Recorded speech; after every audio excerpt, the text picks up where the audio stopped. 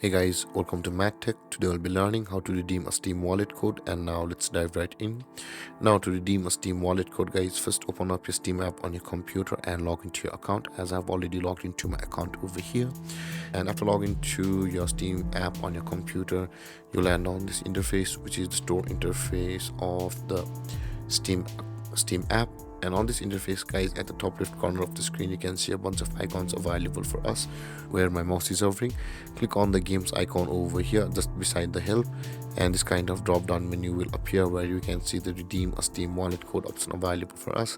Click on it and you'll land over here where you'll be required to enter the wallet code of your Steam account, and you land over here where you'll be required to enter your Steam wallet code from wherever you got it. And after entering your Steam wallet code over here, guys, click on the continue button over here, and then that net amount of your Steam wallet code will be redeemed and added to your Steam account, and it will be available over here where it says the wallet balance.